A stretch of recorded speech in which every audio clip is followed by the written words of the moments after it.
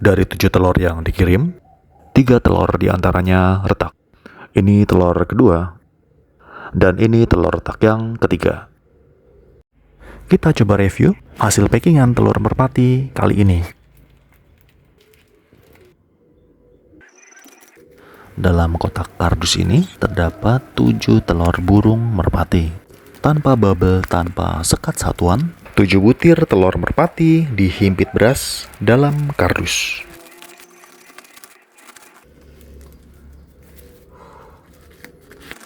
Sebenarnya ini salah satu proyek penasaran ya kawan-kawan. Penasaran bagaimana telur merpati dengan cangkang yang sebegitu tipis dan melewati proses pengiriman jalur darat. Apakah telurnya masih bisa ditetaskan? Dalam video kita akan mulai sebuah eksperimen menetaskan telur merpati yang didapat dari pembelian secara online.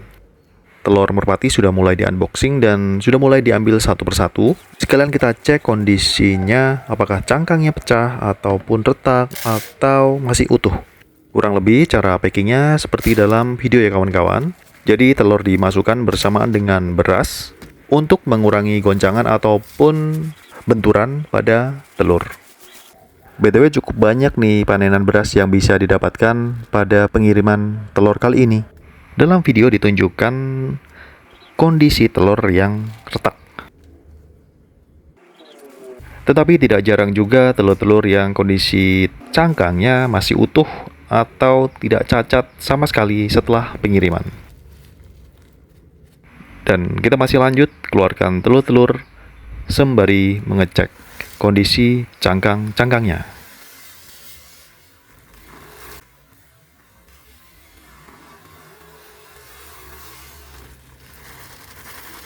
Lumayan juga ya beli telur online bonus beras merah kurang lebih setengah kilo.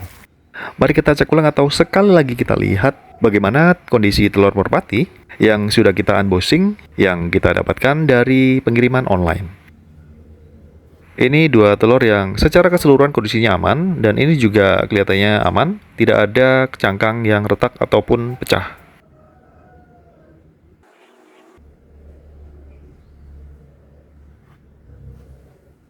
Sudah 4 telur dan kondisi mereka aman semuanya. Dan sekarang kita tunjukkan kondisi cangkang telur yang terdapat retak pada permukaan telur.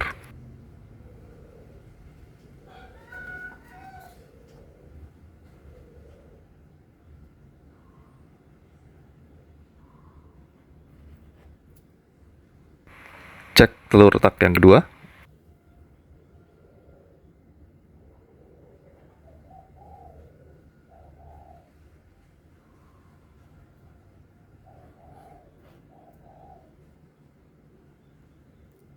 Dan yang terakhir, telur retak yang ketiga.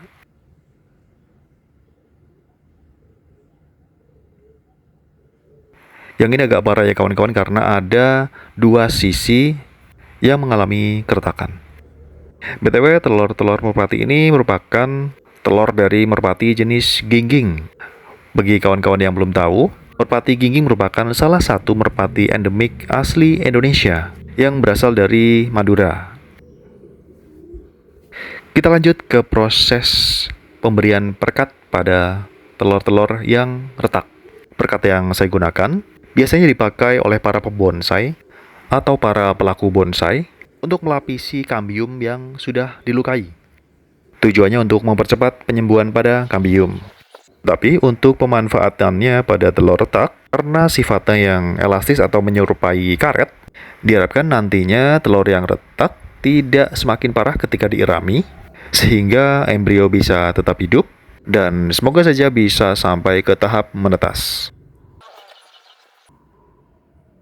Kawan-kawan juga bisa dapetin produk ini di online shop dengan nama Salep Kambium salah satunya. Dan tentunya berbagai macam jenis salep kambium bisa kawan-kawan pilih di toko online.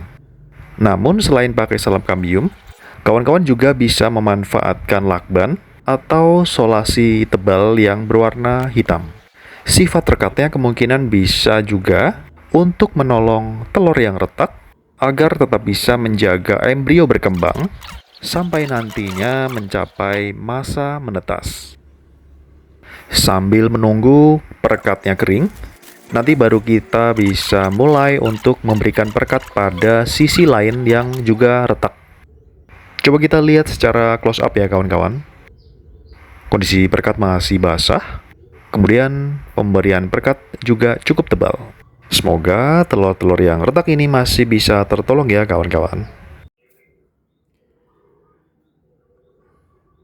BTW ini bisa jadi salah satu inspirasi ya kawan-kawan bagi yang coba mau kirim-kirim telur via online, tetapi tentunya dengan jasa pengiriman tertentu yang mungkin aja bisa meminimalisir goncangan ataupun tumbukan pada paket kiriman yang sudah tertulis perhatian untuk tidak dibanting.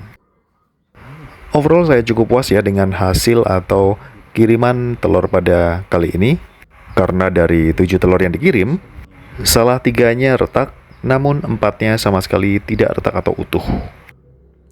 Coba kawan-kawan tulis di kolom komentar, apakah ada cara yang lebih baik untuk proses pengiriman telur yang kita pesan secara daring atau online. Setelah ini kita akan lanjut ke masa pengeraman.